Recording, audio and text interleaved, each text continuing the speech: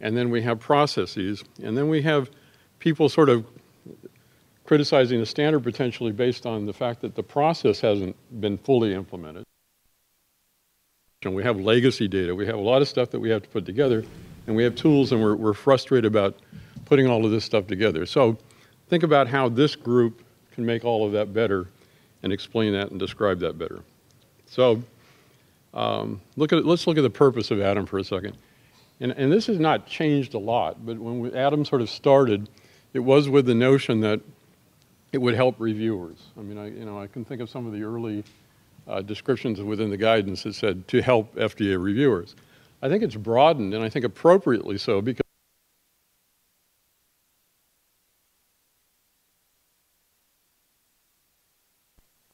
in a sense, be thought of scientifically in terms of if it's NIH data, if it's data that's in publications, what do you need to be able to review the data to assure yourself of the scientific validity? So it's a much broader, and I think that ADaM has sort of expressed that as they've gone through their goals.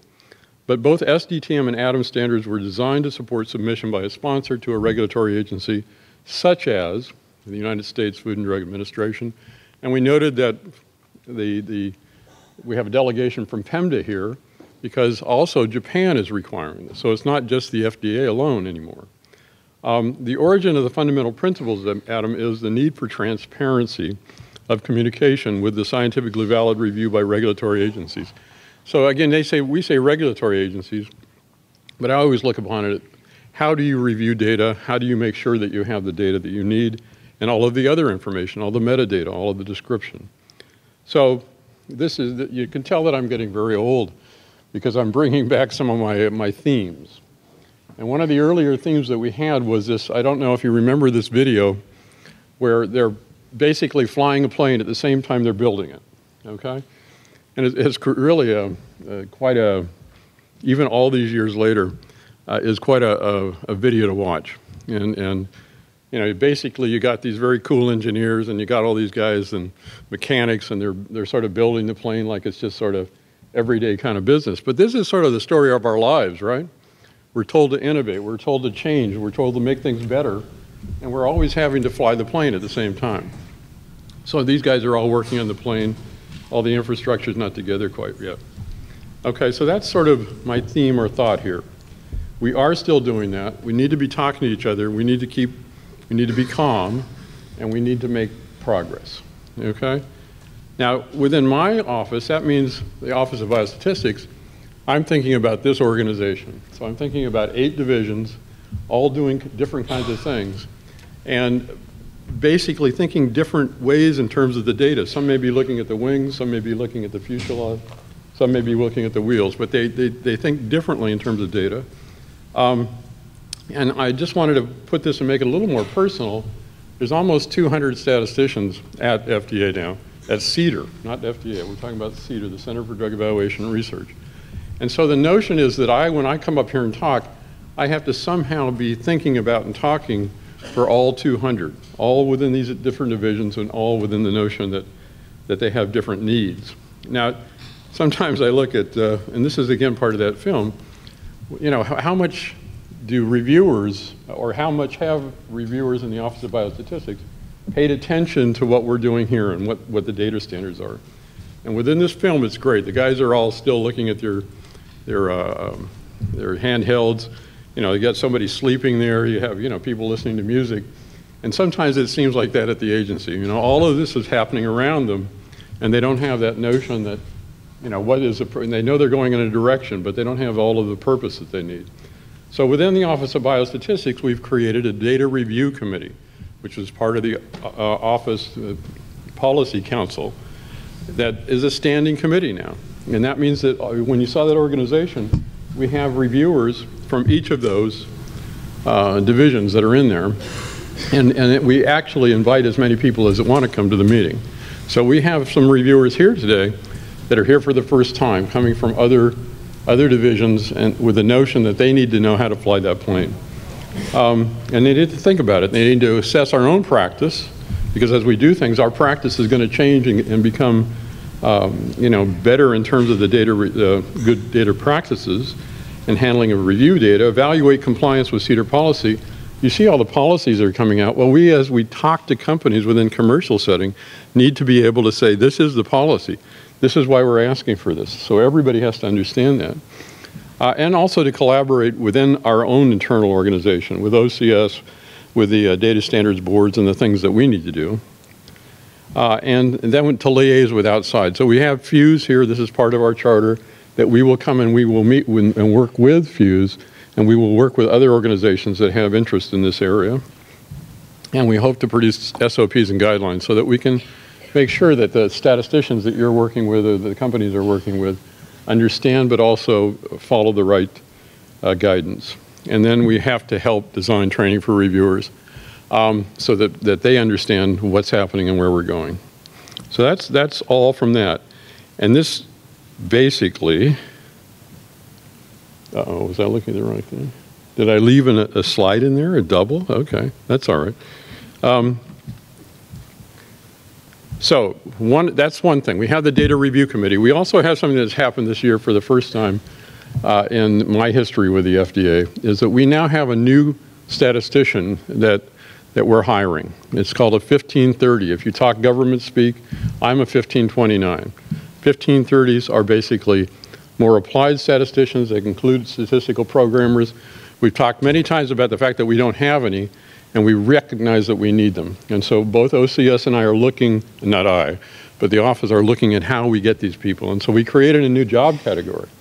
And if you actually look out, and these are the duties, and you can see right up front, the incumbent works with the team leaders and statistical reviewer to provide statistical programming and data management support for review of the evidence related to da-da-da-da. So in other words, this is really people who are going to be applied that are going to be working with us within the center.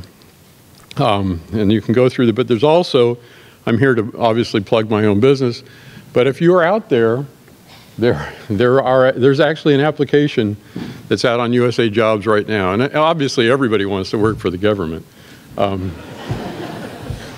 You're banging down our doors, right? At wonderful White Oak, which is just a stone's throw from here. So that's things that have changed within the office. Data review committee, a new category. We can talk more. Hopefully we're going to be bringing those people, and there should be one of those people that's here today. And you can actually see what this new person looks like. But hopefully we'll be involved in what we're doing here. So that's one of the things. One of the things I've always said, we have all of these grand schemes, and we create the standards structure, but then we don't resource it to the point where we have people who are really thinking about this all the time. Until OCS came along, we didn't have those people. Basically, everybody was doing review, and we're thinking, oh, you know, we'll do this in our spare time, whenever that happens. So, ADaM validation. One of the things we've always said about ADaM is when they came out with a standard, they came out with a way to validate. And we have sort of made that the standard, or hope that every time there's a new version of SDTM or any of the CDER standards, that they also have the validation come out with them. You know, that should be part of the standard, part and parcel. And so ADaM has sort of been ahead on that.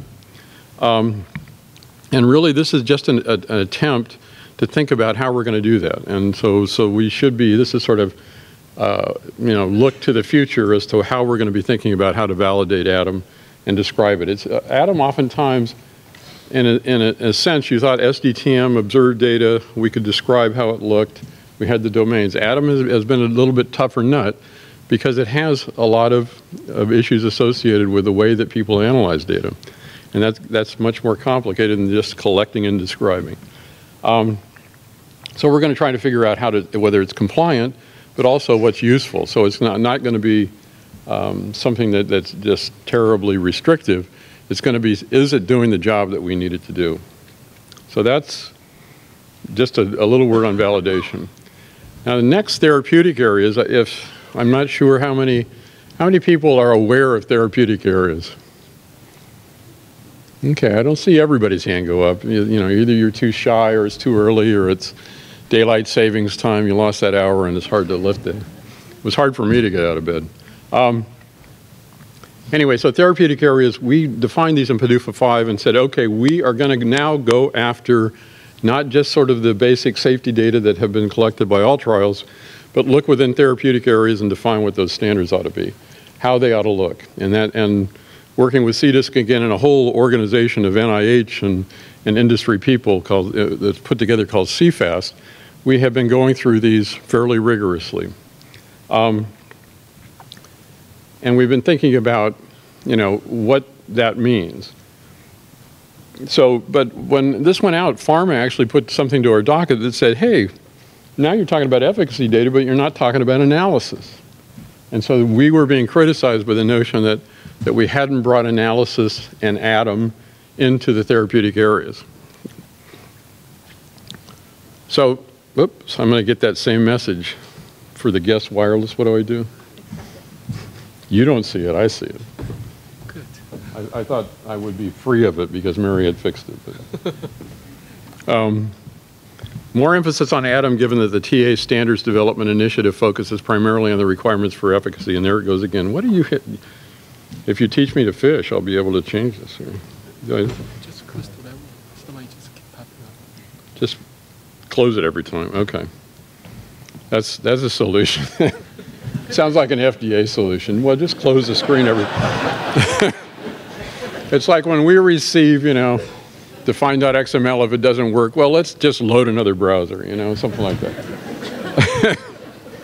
I don't even want to get into that. More emphasis on ADaM should be given for the TA standards. So at CDER, and actually I gave a little bit of a shout out that we have some IBM consultants. And again, I think it is when you have a problem, you do have to put people on it. And Office of Strategic Programs has basically said, okay, we're going to use some of our dollars with an IBM contract. And Susan Kenny, Susan, Alyssa, you're not together today. Alyssa are two people who've been working very closely to try to figure out, and Susan's going to be here for this meeting, but she's also going to be here for the interchange because she's been very involved. She was the head of the ADaM group at one time, and we were able to steal her. And like I say, everybody wants to work for the FDA, right? So we were able to get her within our confines. Of course, that means she has to write all those things saying, I will not talk to anybody. But so Susan's working with us along with Alyssa to figure out, working with statisticians, what the content of the therapeutic area should be within the ADaM environment. So and we also are saying, okay, we've had a couple of sort of, I don't describe them as disasters, but semi-disasters. As these therapeutic areas come out, we have to sort of accept them and look at them. And we're recognizing we can't just say, here are the requirements and then go away. We have to actually be working with the working groups of therapeutic areas. And so we've been doing that and identifying statisticians who could work with these groups. And there is more need for academia, industry, all of the people who are partners, and the statisticians from those groups to get involved in these therapeutic area user guides and as they are developed. So I want to put that pitch in. So here they are, and our first one was really rheumatoid arthritis, or the RA guide. So that means we have clinicians and statisticians working with the working group as it develops the guidance, with the notion that they can insert, just like we would hope here, we can insert some of the knowledge of what we do so that they can think about it. Okay, so that's the therapeutic area user guides. Improving the statistical review of confirmatory clinical trials. The end product here is that we are able to communicate, and we are able to talk, and we're actually able to do review, and we're able to do it efficiently and well, and everything works out fine. And one of the things that I often hear talked about is this notion of, well, we got standards, why don't you just use them and everything will be fine. I think that we also have reviewers who have certainly accustomed themselves to a certain way of working, and industry and all of the people thinking about, okay, how do we do this the most efficiently? And I don't say I have all the answers, but I keep seeing this elephant, okay? And I sort of saw this elephant years ago, and this is from 2011 DIA, when I invited Weng Zhang and Greg Soon from our antiviral review division to basically come in and say, okay, now these guys are really early adopters. These people were this is internally, we were taking legacy data and turning it into CDISC data, SDTM and ADaM, so that we could then look at this database of all these antiviral trials that were coming in and try to figure out if the endpoints were appropriate, if we could figure out something better for improving the trial. So we spent a number of years taking those data and trying to make them standardized so that we could put them together. You know, sort of the dream of the clinical trial repository or some of the things that we've talked about before. But these guys are actually doing it. They had interns, they had fellows coming in doing it. So they're not sort of trying to resist by any means, but they want to make and do it right. So why did they do it? Well, there are close to 30 drugs, and the labels look a lot the same. In other words, they're standardized in the way that they're going to describe things scientifically. And they're also thinking, I can no longer, within the antiviral environment, I can't just sort of say, a company comes in and proposes a non-inferiority margin. I want to know what all the trials before said so that I can get some sense of what a non-inferiority margin should be so that we can have that interaction and do it scientifically. They also had, I mean, they did things like they figured out that companies were some company might come in and have so much missing data, and the other companies were able to do the trial. So they had all of these reasons for wanting to have these data available and useful for eternity, basically, every time that they looked at these drugs. So they had a lot of good reason for this. And so they did two parts. Part one, they requested HIV efficacy data sets from coming NDAs, and then they tried to convert them into ADaM NDA data sets, SDTM and ADaM, and they described this in 2011.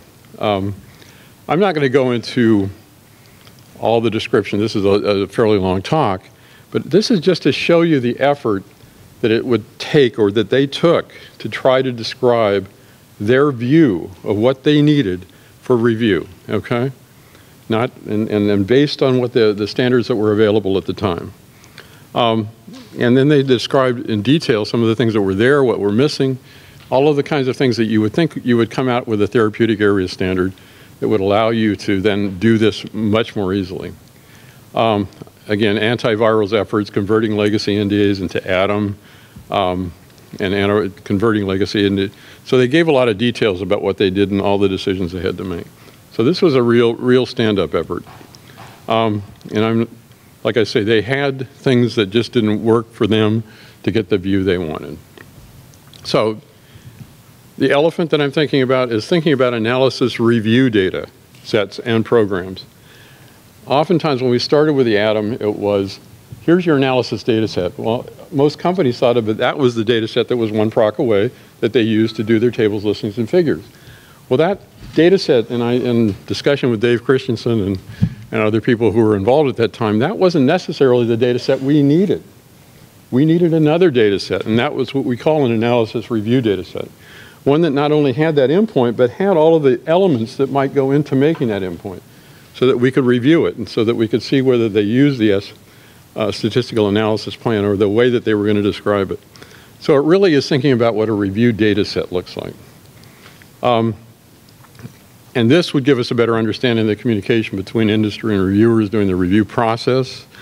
Because we come in and we have these questions, and companies say, I have this number here, and we say, well, we have this SDTM out here, it's not giving us the same answer, what's happening? And we have to go through this again and again. We need a better way to communicate. So views built on CDER standards tailored to meet the needs of review are something that I've thought, and I can remember CDER interchange people standing up and say, yeah, but this is what we got to do when we work with divisions. And so PhUSE may be a place in which we can think about that and do it right. Finishing the plane, more thought about what a reviewer needs to do with submitted data sets, data standards, and good practice. So it's going to go, with us, it's going to be all those 200 people that you saw, we all have to agree on what good review practice is. That's going to feed in, once we have the standards, because we're still building the plane, once we have the standards, we're going to be able to find that a lot better, and we're going to have better communication. So I just said, there's got to be some kind of PhUSE project group in here somewhere. So that's what I want you thinking about whatever part of this I'm not going to say elephant because I always use elephant for something else, but every aspect of what we do with technology and creating data and using data, think of what the questions are that remain, and that could be your contribution. This slide this little film kind of ends with a little kid looking out the window, you know, and smiling and everything. And the guy on the plane says, well, I don't need anything else but the smile of the children as they fly. So when we see that smiling little kid, i.e. CDER reviewers and or industry professionals, that we should all be thanks. That should be all the thanks that we need. So thank you very much.